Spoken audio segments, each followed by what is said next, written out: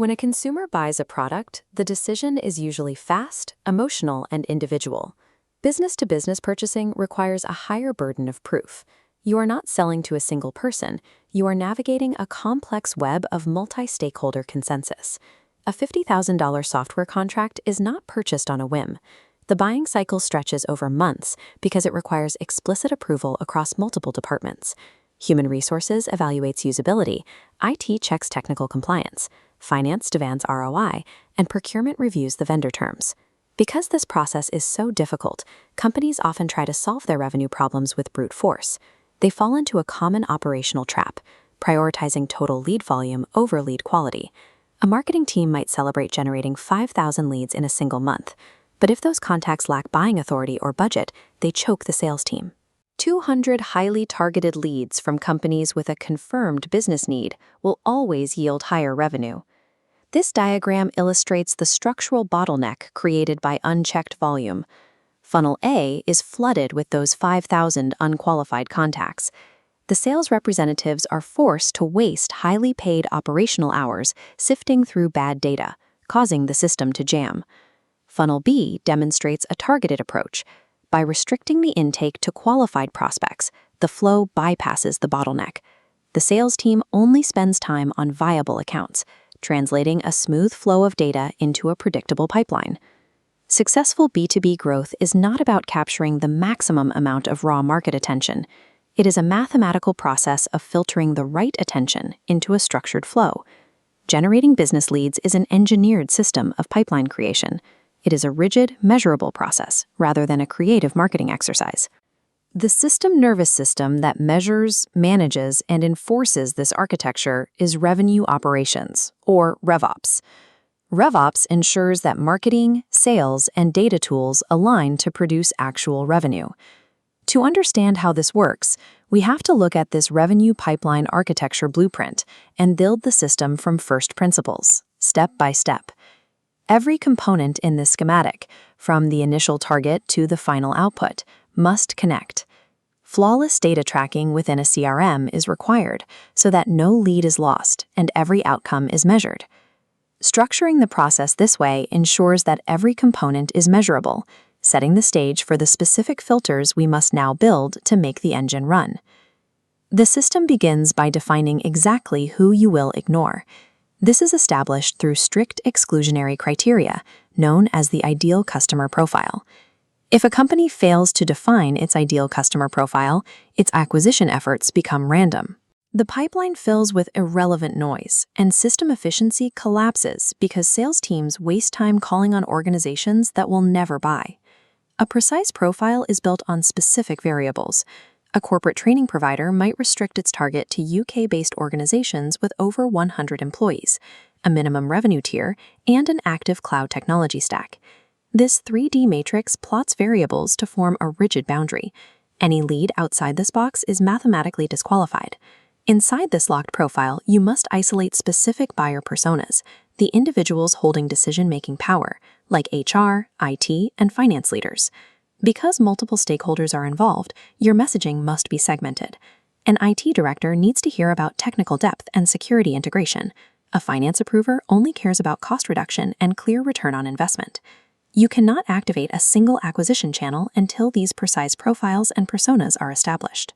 They are the mandatory foundation of the entire system. With the target parameters locked, you activate specific acquisition channels to route potential buyers out of the broad market and into your pipeline. Inbound and organic channels pull buyers toward you. By publishing educational assets like white papers, SEO articles, and webinars, you create lead magnets that capture contact information in exchange for valuable insights. Inbound strategies build market authority and compound over time, but they require patience. Search engine optimization and organic traffic take months to scale effectively. When pipeline speed is required, companies use outbound and paid channels. Cold outreach, targeted direct mail, and paid advertising on platforms like LinkedIn allow a business to proactively capture leads with immediate control. However, outbound requires intense research and personalization. If your message does not align with the target's pain points, it is immediately discarded as generic spam. Another highly effective method is partner-led growth. By collaborating with technology vendors or consultants, you leverage external ecosystems to source leads from partners who already possess market trust. For high-value enterprise deals, standard channels are often replaced by account-based marketing. In this pipeline funnel model, standard channels like inbound and outbound pour broad awareness into the top to be qualified. Account-based marketing acts as a precision strike. It bypasses the top entirely, aligning resources directly against a specific priority organization's executive committee. Activating multiple channels ensures a steady intake of potential buyers. But as we established earlier, ingesting raw volume is dangerous unless you apply rigorous mathematical filtration to what comes through the door. Generating a list of names is the easiest part of the process. Filtering those names to find actual buyers is where revenue operations proves its value.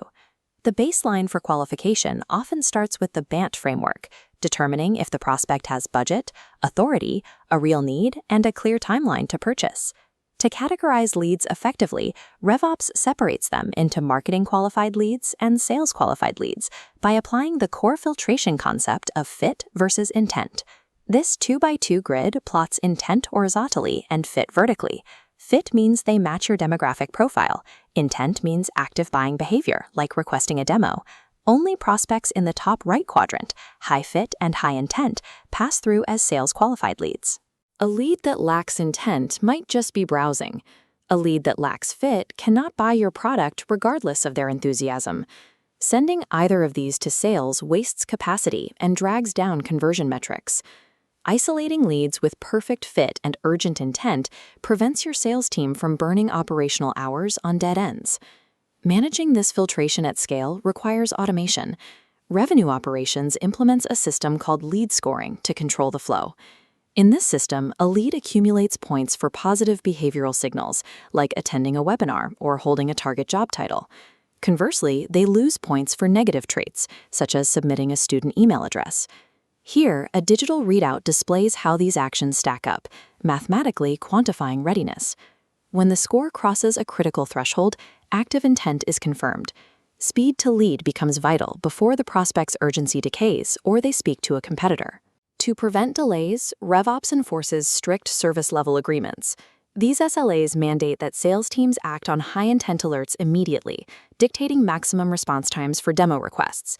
Prospects with lower scores are not discarded. They are automatically shunted into nurturing sequences, a series of targeted emails and content designed to educate the buyer and build interest over time. By relying on lead scoring and SLAs, you remove human bias from the equation. The sales team prioritizes action based purely on mathematical probability, rather than gut feeling. Ultimately, all of this engineering exists to prove one thing, that every marketing action connects mathematically to closed-won revenue. Raw lead volume and cost per lead are vanity metrics. A pipeline is judged by the total revenue generated and the efficiency of the customer acquisition cost. This view of the complete machine demonstrates closed-loop attribution. RevOps can trace every one deal back through the pipeline, mapping the revenue directly to the specific acquisition channel that sourced it. And this feedback loop removes the guesswork. Leadership can see exactly which campaigns produce high-value customers, allowing them to aggressively fund the channels driving revenue and eliminate the ones only producing noise. By engineering strict ideal customer profiles, enforcing mathematical qualification, and executing rapid service-level agreements, businesses stop chasing random attention. They turn chaotic market dynamics into a highly predictable revenue engine.